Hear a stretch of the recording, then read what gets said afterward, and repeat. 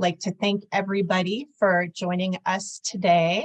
I am Kimberly Wickert from the University of Kentucky Human Development Institute in Retain, Kentucky. My preferred pronouns are she, her, hers, and I'm a mid-career white woman with blonde hair and glasses. I'm wearing a black shirt with a white sweater, and I have a virtual Retain background. I'm going to review a few housekeeping items before we get started today. Brandon Canada is our technical support today. So if we have any challenges, he will be there to help us. The captioning feature is enabled, but you can disable it if you wish to do so. And we will be monitoring the Q&A and the chat box throughout the presentation. So please put any questions or comments there so you can join in our discussion today.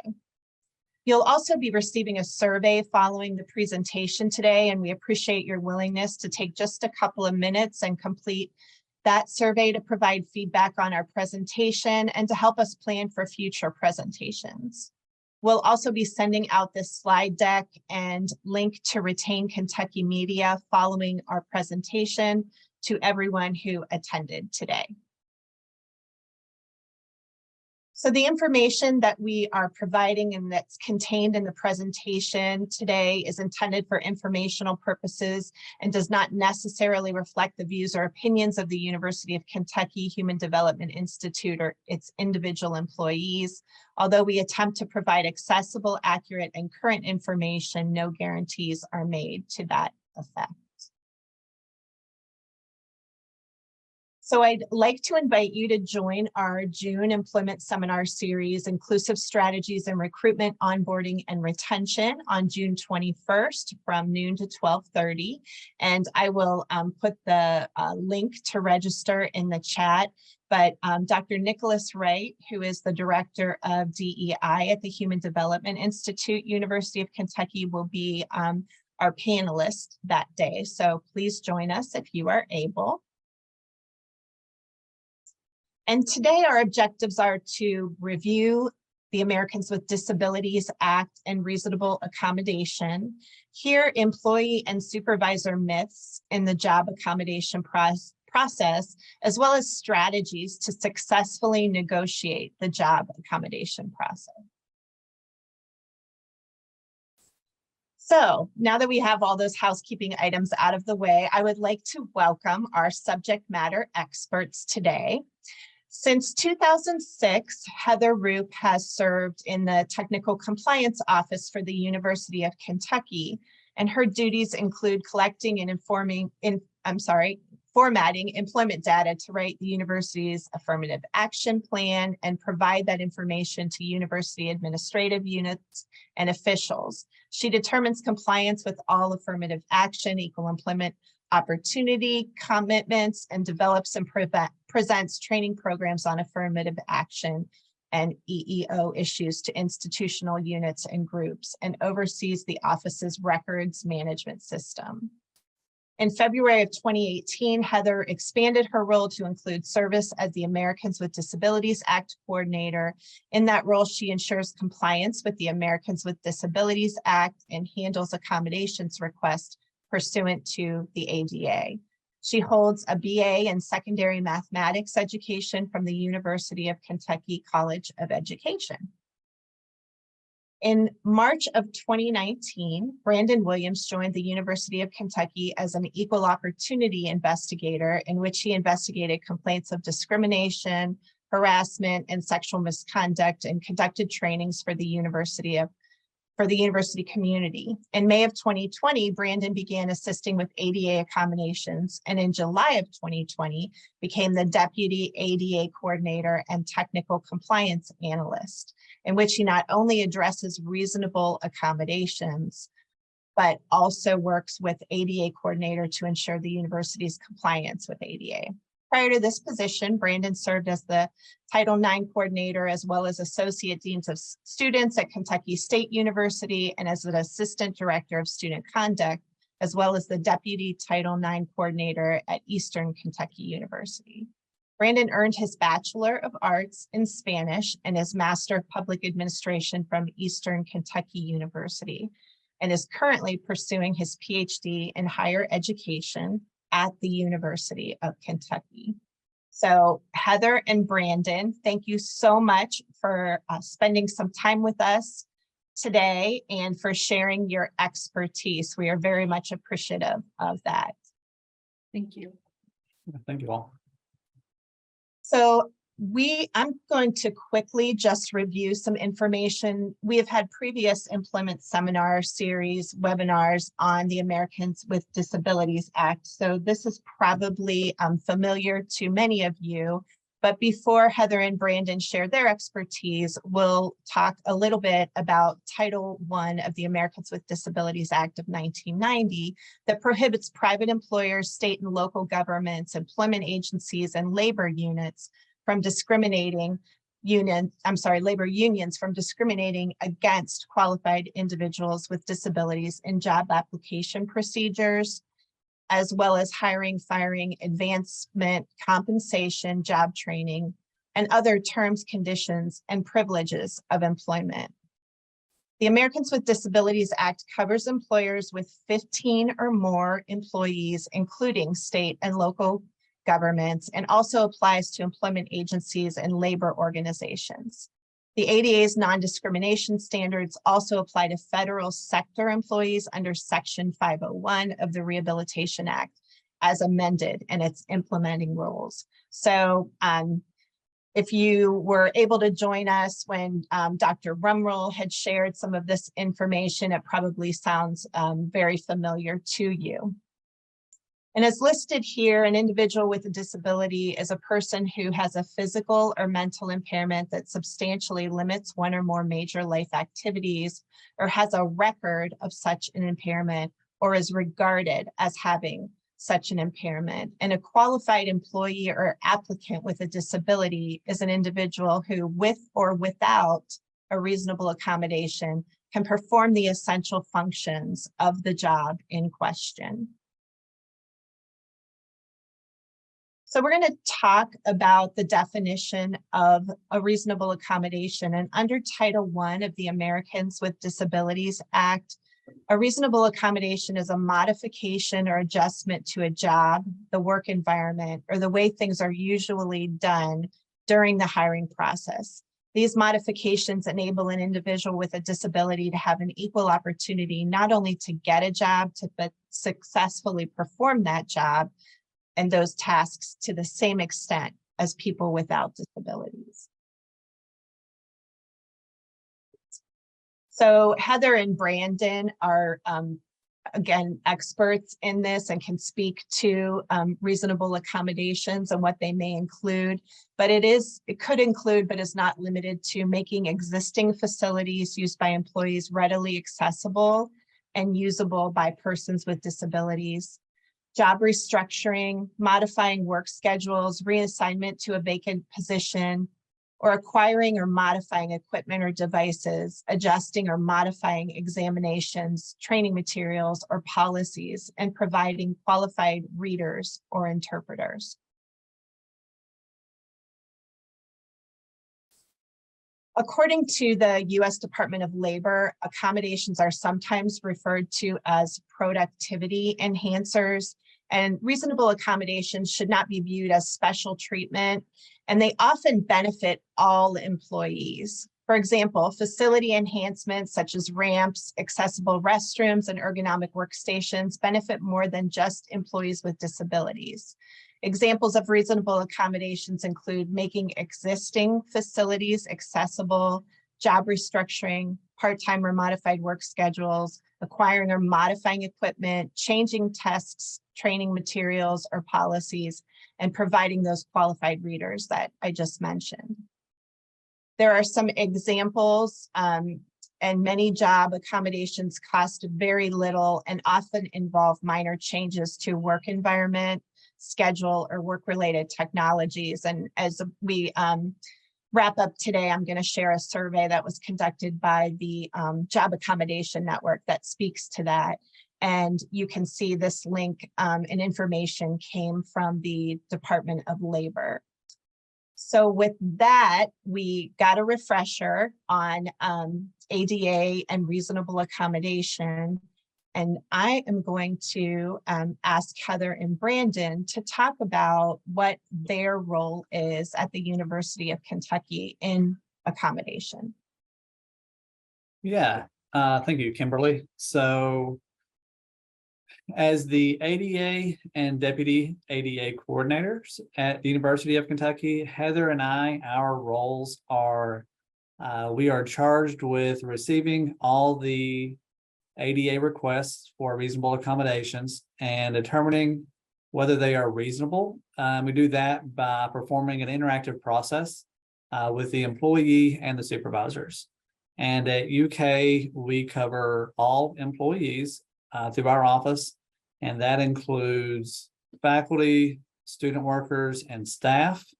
And when we talk about staff, that also includes all of UK healthcare, which is the hospitals, the clinics, all of those. So it is a pretty big group of people that we can get and receive the accommodations for.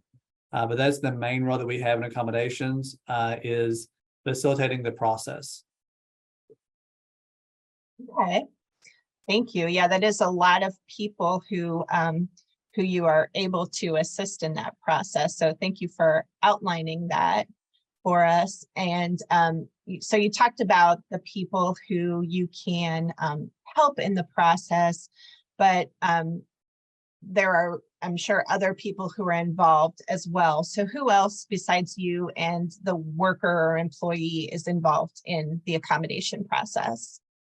So when we receive a request for accommodations, we first review it to see what the person is requesting.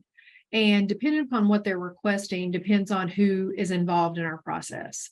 So for instance, we have employees that may request transportation services while on site that may have to go from building to building. If we get a request such as that, we work with transportation services on those types of requests that we receive.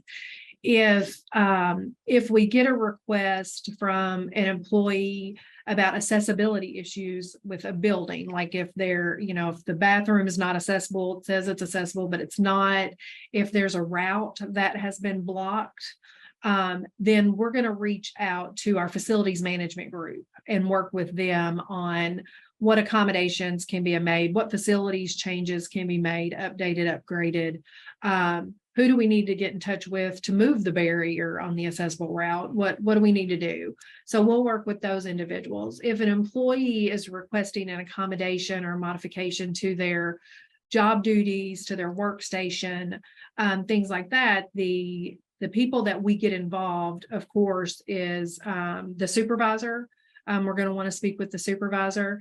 If they're requesting a modification to their workstation, so if they need a standing desk or equipment such as that, then we may also reach out to occupational health and safety to see if they can perform an ergonomic assessment to make sure that it's not just the standing desk that they need, because occupational health and safety will also provide tips to them on ways to sit, on ways to position their monitors, things like that. So we may reach out to them. And depending on what they're requesting, we could reach out to external departments, such as Retain. We utilize Retain and refer employees to Retain often. We have in the past referred people to Voc Rehab. So it just depends on what they're asking, on who all needs to be involved in that accommodation request. Wow. So yeah, that's a big reach or outreach of persons that could be involved, and based on what that individual needs, there may be a whole host of people who are helping to, determine how that accommodation may take place. So yes. Thank you for outlining that. So the interactive process, that's something that that we started hearing more and more about with the amendments to ADA. Can you share with us what that is and how that takes place? So The interactive process is a discussion generally between the employee and the supervisor to determine what accommodations may be reasonable for the employee, to be able to perform their job function, their essential job functions. And, that also helps meet the employee's needs. They can perform, what accommodations can we provide that meets the employee's needs, but also assist the department. So usually when we get an accommodation request from an employee, after review, we will determine if we need additional documentation, if we have clarifying questions. A lot of times we will have clarifying questions for the employee. And if their condition is not obvious, then we will ask for medical documentation or documentation from their provider that's treating them for their condition. And what we find with the medical documentation is there are times that employees will contact us and they may not know what they really need to assist them.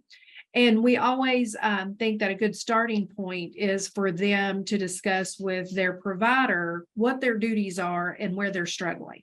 Because it's the employee and the provider that knows the effects of their condition the best, to maybe give us a starting point on what to look at. And so we'll get that documentation, we'll get those clarifying questions from the employee, and then we speak to the supervisor. And when we speak to the supervisor, we concentrate on the accommodations. That's what we're looking at. And we work with the supervisor on, here's the accommodations that are being requested. Are these reasonable? Is this something that you all can do? Is it something that can be accommodated? If they have questions about it, to say, well, if we take this part away, then that's removing an essential function. So there's a lot of information that Brandon and I have that we provide to the supervisor so that they can understand what our obligations are under the ADA and how we can help the employee be successful in their position. Sometimes, what an employee is requesting is to remove a marginal function. And so, we will explain to a supervisor, look, this is marginal. This is a backup duty they do. This isn't an essential function that they are having to do day in, day out, that they are evaluated on. This is only in the absence of someone.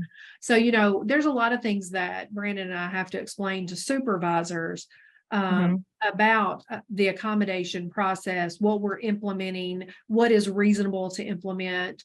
Though, undue burden comes up a lot. And so we'll have to explain to them, what an undue burden actually means. Now, in healthcare,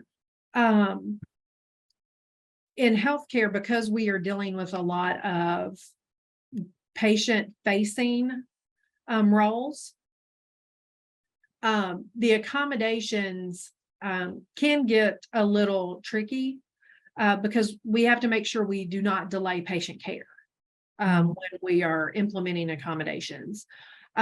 Because the accommodations that some may ask for are, would affect a third party.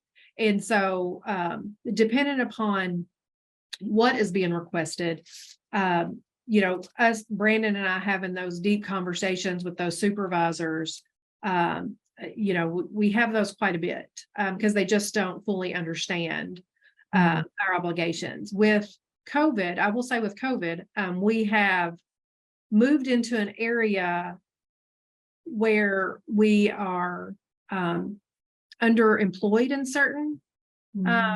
certain staffing roles. And so having someone there to do, someone there that may not be able to lift, but somebody that could help them with phone calls, like getting appointments, scheduling things with people. we're seeing that there's more accommodations available for those that may have a temporary condition that's keeping them from performing their full duties. So just having that interactive process, going through all of that, talking with the supervisors, that is what will eventually determine what accommodations we can implement. Okay. Yeah, and you raise a really good point. A lot of employers we're hearing, are challenged with filling positions. And so having somebody who can help with some of those other tasks, while they may be being accommodated is a really good point. So, and it sounds like as far as the length of an accommodation, based on what you've just shared, it's going to vary based on the number of people who are involved, Yes. what the accommodation request is, and availability. So, any Yes. other thoughts on that? No, no, that's correct. We don't have a timeline for accommodations. Our initial contact with the employee is generally immediate within 24 hours. But implementing the accommodation can take a little bit longer, although we will implement temporary accommodations if need be until we gather. That's good to know. Okay. So we're going to go ahead and talk about strategies to successfully navigate accommodations. And, this could be from the employee perspective, from the supervisor perspective, just overall recommendations that you all have based on your experience. Yeah, when we look at strategies, so then at this point, the employee has requested the accommodation. We've gone through the interactive process. Accommodations have been determined. Now we're talking about how does the supervisor successfully navigate the accommodation. So Heather and I have talked about this a lot. And we talk a lot about this with supervisors and the employee, but honestly, which is one of the most important things in this entire process is communicating with each other. Sometimes the lack of communication can be pretty startling, honestly. But communicate regarding the effectiveness of the accommodation. And we always tell employees that, and the supervisor, they've requested this. We think it's going to work. We've had a lot of success with it in the past. However, every department, area, unit, however you're kind of called, they're all different. And while we've had success with this, doesn't mean that 100% I can guarantee is going to work for your area. Mm-hmm. And so part of that is both the employee and the supervisor need to monitor the accommodation and is this working? Is it having an unintended impact on the area? Is it effective? If it is, great, that's wonderful. If it's not, Heather and I routinely tell people, and we even have it in our letters, call us. Literally, here is our name, here is our number. Call us if there's a concern. Because what we don't want to have happen is something not work, the employee or the supervisor is aggravated, they don't communicate properly, and then out of nowhere, they just sort of have a blow up at work with each other over this, when that could have really been avoided and prevented had proper communication taken place. So if the accommodation is not effective, address that. Like we tell people all the time, if it works, wonderful, but if it's not, that's okay. Come back to us. That's not the end of the world. Come back to us and say, hey, we tried this, we're doing our best, but quite honestly, this is not as effective as we thought it would be, because once we implemented it, we realized based on operating procedures, XYZ, and it's not as what we thought it was going to be. Okay, that's all right. The employee is not in trouble. The supervisor is not in trouble. That just means we have to pivot, and we pivot a lot. So we'll see if there is another accommodation that can work. And then another one is keeping continuity between supervisors. So for example, Heather is my supervisor as the ADA coordinator. If I were receiving an accommodation and then Heather leaves to take another job at the university or is promoted because she's awesome and amazing and goes to another department, my new supervisor needs to know that I have an accommodation. That is okay to share because that is relevant, need to know information for that new incoming person. It's not gossip anymore. That peer, maybe it was my peer, is now my supervisor. So they need to know that. And we've had that before where supervisors changed roles and the new supervisor just assumed that the old one would have told them what happened, and the old supervisor just assumed that my new boss would open the drawer and pull my file and read everything about me, and they didn't realize this accommodation was in place. Also, if the employee changes jobs, if you're the employee and you had the accommodation, your new boss and new department does not automatically know. They're not going to know that you have an accommodation in place. So also communicating there, the employee needs to say, hey, I've gone through this accommodation process with the university through Brandon and Heather's office, and this is the approved accommodation. Now, of course, that doesn't mean that accommodation is going to work for that new job, depending upon the responsibilities and staffing and a whole variety of factors. But if you're able to say, I had this, we probably need to talk about this process again. Okay.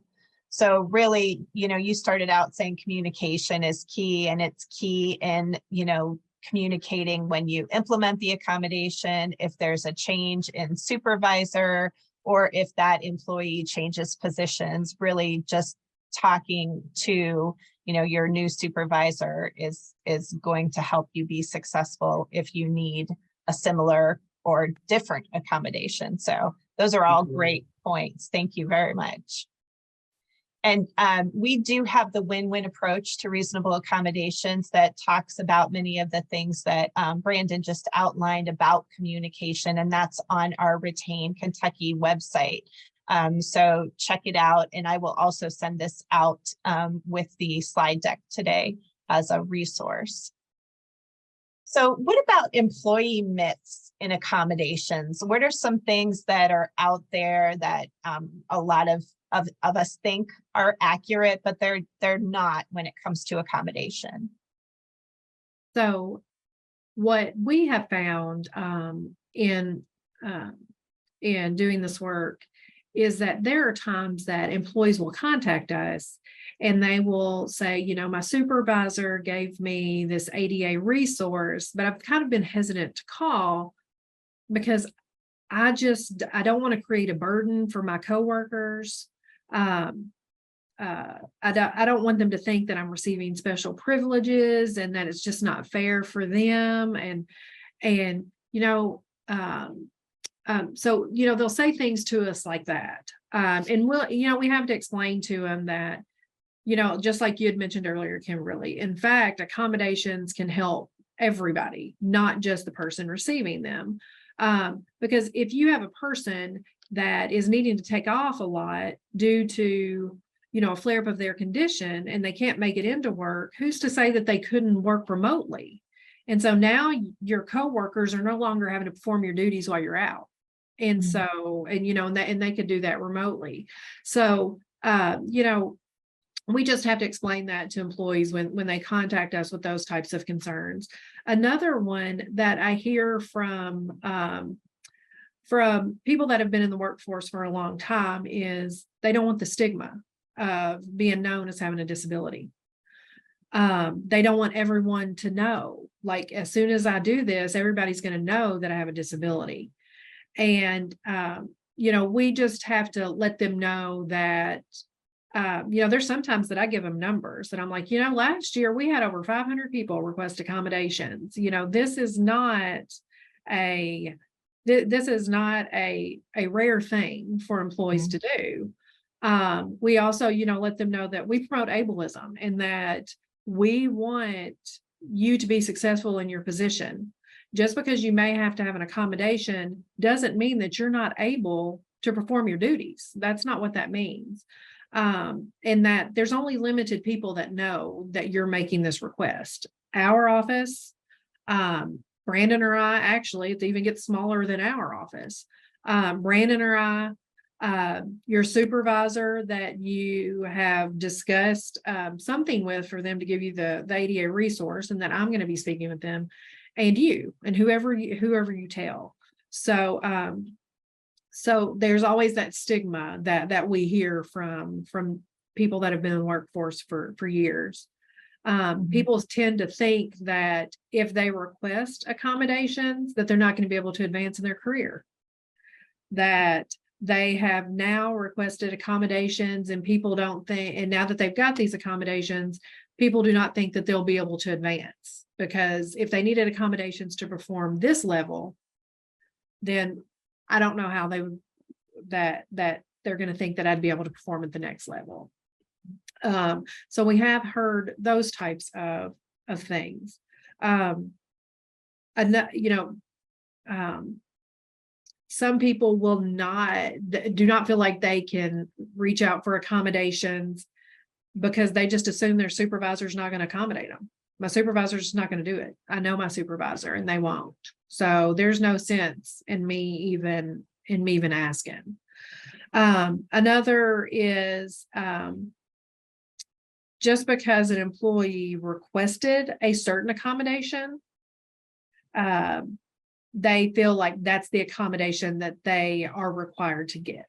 Or if their doctor states, well, my doctor stated this, so this is what I get. And so we have to explain the whole part about a reasonable accommodation to them. And yes, it needs to be effective for you and help you be successful, but it also has to work with your position in the department. So if you are a front-facing employee, that you work in the hospital, you're a nurse on the 6th floor, you're not going to be able to work remotely. So that's not something that we can allow you to do as a front-facing direct patient care person. So employees believe that just because they've requested it or their doctor's written it, that's the accommodations they get, that they should receive.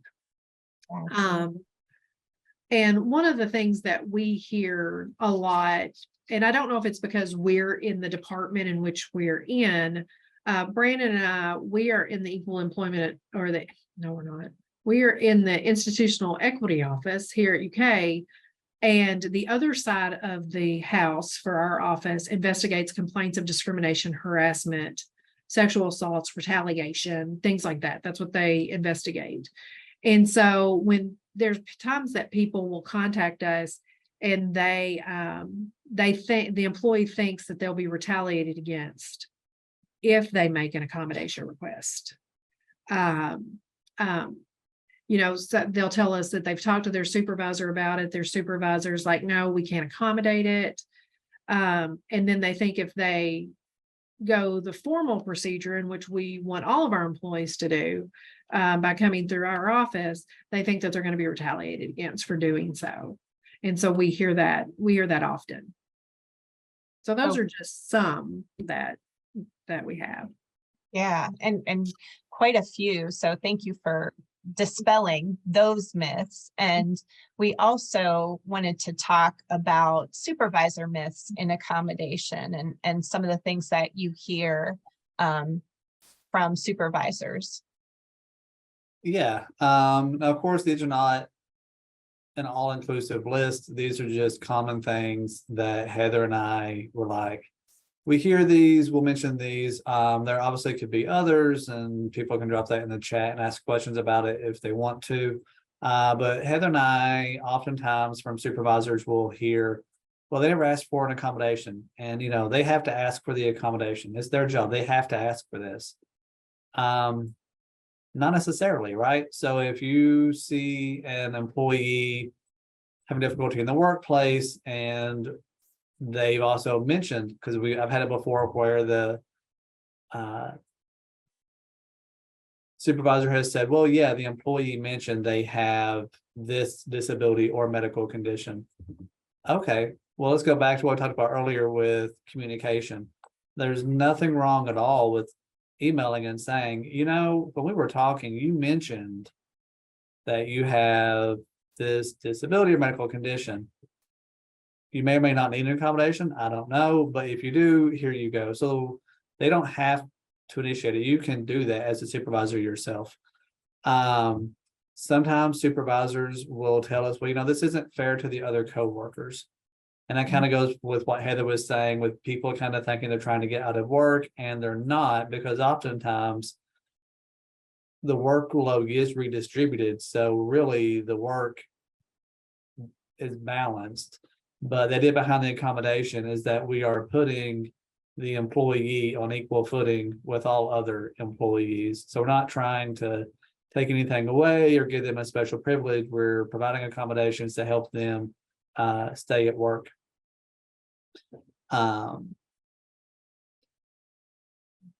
Supervisors also have kind of mentioned to us that they cannot accommodate an employee on light duty. We see that out of certain departments here on campus. That is not true. Obviously, we can do that. Because they'll think that, oh, we can't do this unless it happened, on the job here on UK's campus. And I accommodated an employee who fell at home. He tripped over his cat and fell down 2 flights of stairs. I think he may have taken that cat elsewhere afterwards, but he tripped. It was an unfortunate accident. He had a pretty severe broken collarbone and arm and things of that nature. We accommodated that. We worked with him to provide accommodations, so we can definitely do that. Supervisors also, kind of like Heather talked about, the employee thinks this, but also the supervisor does, that if an employee says, I'm requesting this, I'm requesting remote work, that, that has to be given because that's what was requested. And no, it doesn't. Just like Heather talked about, we look at what is the essential function of the job, the nature of the job, what the employee is doing, how this impacts the department and staffing and things of that nature. So just because the employee requested it does not mean that it's going to be granted. And then we see this a lot. And I know, Kimberly, we've also talked about this in meetings. Supervisors will think that they cannot discipline an employee who is receiving an accommodation. And that is just simply not true. So again, the idea behind the accommodation is to put the employee on equal footing with everybody else in that department. So if the employee with an accommodation, is the work performance that you want to discipline connected into the disability? If it's not, then the accommodation has no impact on moving forward with the disciplinary process at all. Those are 2 completely separate things. If it is connected to the accommodation, that doesn't mean that you can't do it. It may mean we look at, is the accommodation being effective or not? But if they received an accommodation because they had work performance issues prior, we realize an accommodation is needed. The accommodation process, you go through it, it's granted, and there are still issues. That doesn't mean that they cannot be disciplined. We can. It may mean an extra conversation with our office to make sure everything is being done accordingly. But certainly those employees can be disciplined. This is not as common at UK, where I think people realize we're a decently large employer for Fayette County and the state. But sometimes people will be concerned with this is overly expensive, or this may be cumbersome. Sorry about that. You may hear my phone ring. I forgot to put this on mute, and you can't escape technology sometimes. So yeah, a lot of the accommodations are really not expensive. Some may be with assistive technology, but Heather and I try to be very creative and looking at what already exists. I know someone the other day wanted a reader for the computer. The department was concerned, and I said, they have a narrator function and it's free in Word. It's not 100% always, but you can try that and see And then, so we try to do that, and we look and see and kind of help price check things and see what all is out there and available and be creative as we can.